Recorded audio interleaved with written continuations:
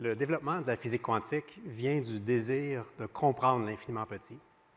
On voit sur cette photo, qui date de 1925, Niels Bohr et Albert Einstein lors de l'un de leurs nombreux débats sur l'interprétation à donner à cette nouvelle théorie quantique. L'objectif de ces deux géants n'était certainement pas de développer des nouvelles technologies, mais bien plus simplement de comprendre la nature à son niveau le plus fondamental. Puis, comme c'est souvent le cas de ce type de recherche basée sur la curiosité, il y a des impacts qu'on ne peut pas prévoir. Puis aujourd'hui, la physique quantique, c'est à la base de plusieurs des technologies les plus marquantes des dernières décennies. C'est le cas du GPS avec leur horloge atomique, l'imagerie médicale et le laser. Ce sont toutes des technologies qui émergent des laboratoires de physique quantique. La même chose est vraie de nos ordinateurs d'aujourd'hui, que je vais appeler ici des ordinateurs classiques. Au cœur de ces ordinateurs-là se trouve l'unité centrale de calcul, le cerveau de l'ordinateur, si vous voulez, qui est basé sur les matériaux semi-conducteurs. Puis pour comprendre comment passer de semi-conducteur à ordinateur, il a fallu, encore une fois, faire appel à la physique quantique. Donc, la physique quantique, ce n'est pas seulement la théorie la plus précise qu'on a pour comprendre comment la nature fonctionne, c'est une théorie qui a littéralement amené à des technologies qui ont transformé la société. Ce qu'on pourrait appeler la première révolution quantique. Mais ce qu'on sait maintenant, c'est qu'on peut aller beaucoup plus loin, qu'en utilisant de façon plus active les effets quantiques, effets connus sous le nom de superposition, intrication, interférence. Donc, en utilisant plus activement ces effets-là, on peut arriver à des nouvelles technologies qui seraient complètement impossibles autrement. S'il existe plusieurs de ces technologies quantiques en émergence, celle qu'on entend beaucoup parler est l'ordinateur quantique.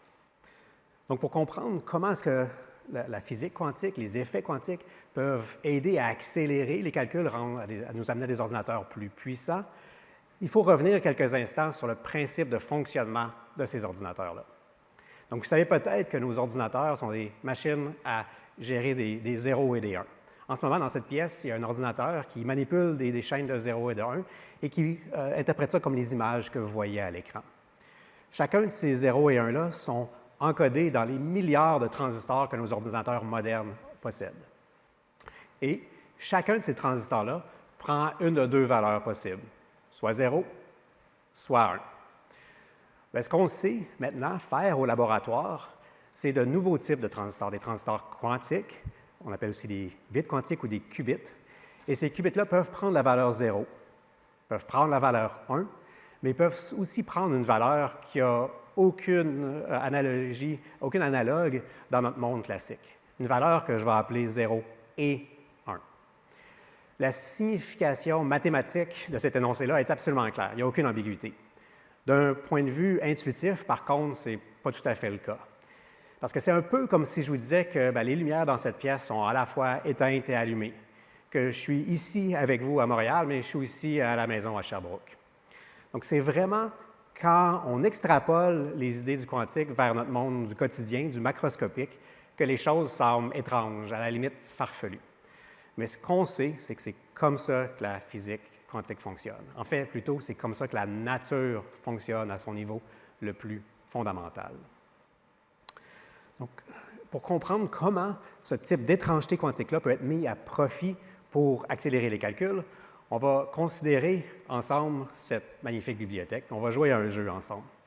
Je vais être le premier à rentrer dans la bibliothèque. Ce que je vais faire, c'est que je vais cacher une note dans une des pages d'un des livres. Vous rentrez à ma suite et votre tâche, c'est de trouver cette note-là. La stratégie, l'algorithme que vous allez utiliser pour accomplir cette tâche, c'est essentiellement la même que nos ordinateurs d'aujourd'hui feraient. C'est-à-dire que séquentiellement, vous allez regarder livre par livre, page par page, jusqu'à temps de trouver la note, la bonne réponse. À l'opposé, un ordinateur quantique va profiter des superpositions d'états, le fait que les qubits peuvent être à la fois 0 et 1, pour explorer simultanément toutes les possibilités, regarder simultanément toutes les pages de tous les livres.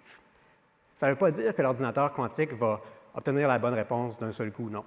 Il doit aussi tirer profit des autres effets quantiques, intrication, interférence pour arriver à la bonne réponse.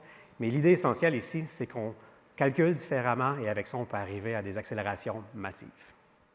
À quel point est-ce que l'accélération peut être massive? Ou dans l'analogie de la bibliothèque, combien de pages, de combien de livres est-ce qu'on peut regarder en même temps avec un ordinateur quantique? La réponse à ça, on la connaît. Si on a un ordinateur quantique qui a n transistors quantiques, n qubits, bien, cet ordinateur-là peut regarder en même temps 2 à la n combinaisons possibles, 2 à la n pages de livres, si vous voulez, dans notre analogie. Ça, c'est 2 fois 2 fois 2, n fois. Et ça augmente rapidement avec n. On va donner un exemple concret. On va regarder un ordinateur quantique qui aurait seulement 300 qubits. Deux choses à comprendre ici, c'est que 300, c'est beaucoup moins que les milliards de transistors que nos ordinateurs et téléphones intelligents modernes ont. 300, c'est aussi plus petit que le plus grand des prototypes d'ordinateurs quantiques qu'on a aujourd'hui. Regardons quand même cet exemple-là. Donc 300, ça veut dire 2 à la 300 possibilités simultanées. Essayons de se donner une image mentale de ça. Je vais juste faire une première étape pour vous préparer mentalement. 2 à la 300, c'est plus que le nombre de gouttes d'eau dans les océans de la planète. En fait, ce n'est pas la bonne échelle. 2 à la 300, c'est plus que le nombre d'atomes dans l'univers visible. Ça veut dire que si on prenait chacun des atomes de la pièce, de la Terre, du système solaire, puis comme j'ai dit, de l'univers visible par nos télescopes les plus puissants, et qu'on déclarait que chacun de ces atomes-là devient un transistor dans un ordinateur classique qui utilise toute la matière de l'univers, eh bien, cet ordinateur qui prend toute la matière de l'univers ne pourrait pas regarder simultanément autant de combinaisons que notre ordinateur quantique à 300 qubits. C'est ce qu'on veut dire par une accélération massive de certains calculs. En d'autres mots, le quantique, c'est vraiment quelque chose qui rend l'impossible possible. C'est vrai pour l'ordinateur quantique qui permet des calculs qui seraient autrement absolument impossibles, mais il y a d'autres technologies quantiques en émergence. Les matériaux quantiques qui ont des propriétés exotiques, qui ouvrent des nouvelles applications. Les capteurs quantiques qui ont une sensibilité incroyable à leur environnement. Et la communication cryptée quantique qui permet la communication absolument sécure. Si certaines de ces technologies-là sont encore vraiment en développement, il y en a d'autres qui sont vraiment beaucoup plus avancées, et c'est le cas de la communication quantique. Déjà, il y a plus de 10 ans, le gouvernement chinois a envoyé en orbite un satellite de communication quantique qui permet la communication absolument sécure entre deux villes chinoises séparées par des milliers de kilomètres. Ce n'est pas de la science-fiction, c'est en orbite au-dessus de nos têtes en ce moment, et le gouvernement canadien s'apprête à faire de même d'ici la fin de l'année. Si on revient à l'ordinateur quantique, ce qu'il faut comprendre, c'est que c'est vraiment un changement de paradigme pour le calcul. Ça ouvre vraiment des nouvelles possibilités avec toutes sortes de champs d'application, que ce soit l'optimisation, l'apprentissage machine et tout particulièrement la simulation de systèmes quantiques. Et dans ce dernier champ d'application-là, laissez-moi vous donner un exemple d'idée de comment ça pourrait être utilisé. Puis pour ça, on va regarder cette molécule. Je suis convaincu qu'il y en a qui savent ce que je représente, puis il y en a d'autres qui n'ont aucune idée de ce qu'ils voient. Sachez que chacun des symboles, chacune des lettres, représente un atome. O, oxygène, C, carbone, H, hydrogène, N, azote. Et les lignes représentent les liaisons chimiques, ce qui fait que la molécule, ces atomes-là se tiennent ensemble pour faire une molécule. Il y a peut-être des experts ici qui ont déjà reconnu la bien-aimée caféine. Donc, effectivement, c'est la caféine qu'on voit ici. Et maintenant, je suggère d'enlever l'oxygène qui est tout en haut et de le remplacer par un autre atome ou groupement d'atomes, puis je vous demande, est-ce que vous êtes prêt à ingérer cette nouvelle molécule-là? J'espère que la réponse, c'est non, parce qu'on ne sait pas si c'est quelque chose qui est bon pour la santé ou qui est peut-être même un poison maintenant. Donc, changer un seul atome, changer les propriétés quantiques de cette molécule-là, a transformé complètement son impact sur le corps humain. Et ça, c'est un grand défi pour l'industrie pharmacologique. Quand c'est le temps de développer des nouveaux médicaments, avant de synthétiser ces nouveaux médicaments, ces nouvelles molécules-là, l'industrie pharmacologique va simuler les propriétés de molécules candidates par ordinateur. Mais parce qu'on doit tenir compte des propriétés quantiques, comme je viens de le dire, dans ces simulations-là, et parce que nos ordinateurs d'aujourd'hui sont très mauvais à faire ça, ces simulations-là sont extrêmement longues. Un ordinateur quantique vient accélérer ce type de simulation et donc le développement de médicaments. La caféine, par contre, c'est une molécule très, très simple. Il en existe des beaucoup plus complexes qui seraient beaucoup plus compliquées à simuler. C'est le cas de la nitrogénase, qui est un enzyme qui est utilisé pour convertir l'azote de l'air en engrais, ce qui est absolument essentiel pour toute notre agriculture. La nature fait ce processus-là de conversion de façon extrêmement efficace à la température de la pièce. Les procédés industriels sont extrêmement énergivores à l'opposé, utilisent 1 à 2 de l'énergie mondiale. Un ordinateur quantique, on espère qu'il pourra accélérer ce genre de simulation de cette dynamique moléculaire de systèmes aussi complexes, ce qui pourra avoir un impact massif pour la société. Excellent. Ce qu'on a vu, c'est qu'un ordinateur quantique pourrait faire des calculs qui seraient autrement impossibles et que certains de ces calculs-là ont un grand intérêt pour la société. La question maintenant, c'est où est-ce qu'on en est dans le développement de cette technologie? Bien, l'idée de construire un ordinateur quantique, en fait, date du milieu des années 90. Il existe aujourd'hui plusieurs approches à la réalisation de ces ordinateurs-là. Et aujourd'hui, je vais parler de l'ordinateur quantique supraconducteur. Les supraconducteurs sont des matériaux qui ne présentent aucune résistance au passage d'un courant électrique. La première démonstration au laboratoire d'un transistor quantique, un qubit, ça date de la fin des années 90 par un groupe japonais qui montre dans un circuit électrique supraconducteur la réalisation de l'état étrange dont je vous ai parlé, 0 et 1. Par contre, comment partir de cette démonstration-là jusqu'à un ordinateur quantique utile est absolument pas clair. En fait, tellement qu'il y a beaucoup de scepticisme. Ce domaine-là est vu avec un petit sourire, disons. Et ça semble tellement difficile. C'est d'ailleurs à ce moment-là que je décide de me plonger dans ce domaine-là pour mes études de maîtrise. Et quand j'annonce à un professeur que je connais bien que c'est ce que j'ai décidé de faire pour mes études graduées, la réponse que j'ai, c'est « OK, bien, amuse-toi pendant la maîtrise, mais s'il te plaît, fais quelque chose de sérieux pour le doctorat. » Ça donne qu'on peut faire quelque chose qui est à la fois sérieux et amusant. Et donc, en 2004, je me retrouve comme stagiaire postdoctoral à l'Université Yale, où, avec mes collègues, on développe ce qui s'appelle l'électrodynamique quantique en circuit, qui est, si vous voulez, la feuille de route sur comment construire un ordinateur quantique basé sur les supraconducteurs. Nos premières idées sont basées sur le qubit du groupe japonais avec sous ses défauts. Et donc, en 2007, avec la même équipe, on développe le qubit qu'on appelle aujourd'hui le Transmon, qui est beaucoup plus robuste, beaucoup plus facile à opérer.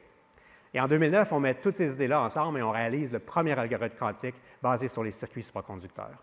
On a accès à 2 qubits dans notre prototype, c'est-à-dire qu'on peut faire l'algorithme de la bibliothèque avec 2 à la 2 égale 4 pages. Donc, ce n'est pas quelque chose qui a un intérêt commercial, évidemment, mais ça montre que ces idées-là sont possibles. Et ça motive des centaines de groupes académiques et des dizaines de compagnies à travers le globe, que ce soit les Google, IBM, Amazon ou nos startups québécoises comme Nord Quantique, à utiliser ces idées-là pour construire l'ordinateur quantique, pour avancer vers l'ordinateur quantique. Ces dispositifs-là sont opérés à très basse température, près du zéro absolu dans des appareils, dans des frigos spécialisés.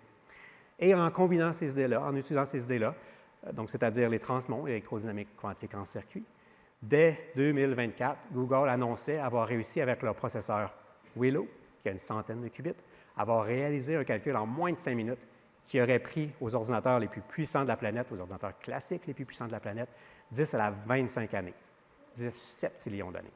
Ça montre vraiment la séparation de ce qui est possible avec un tout petit processeur quantique et nos ordinateurs les plus puissants. Donc, la question que vous aurez probablement, c'est est-ce que ça y est, est-ce qu'on est déjà rendu à l'ordinateur quantique? La réponse est non, il reste du chemin encore. Et la chose à savoir, c'est que le calcul fait par Google n'est pas un calcul utile pour la société. En effet, c'est un calcul qui a été inventé de toutes pièces par les chercheurs chez Google, vraiment pour montrer la différence de puissance de calcul entre ces deux principes-là, classique et quantique. Pour avancer davantage, pour arriver à des ordinateurs quantiques de taille utile, il faut régler le défi des erreurs. Laissez-moi vous expliquer. Par la nature même, la façon dont l'information est encodée dans ces ordinateurs-là, dans les qubits, ça donne que cette information-là, quantique, elle est susceptible aux erreurs. Elle se trouve à être très fragile. Ça, c'est quelque chose qui est bien connu, bien compris.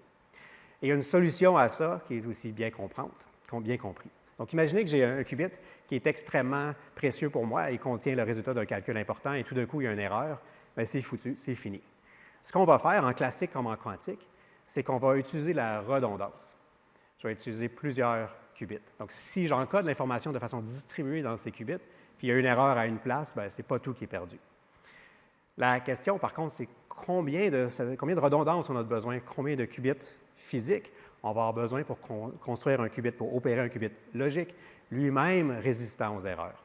La réponse, en fait, c'est plusieurs, peut-être vraiment plusieurs.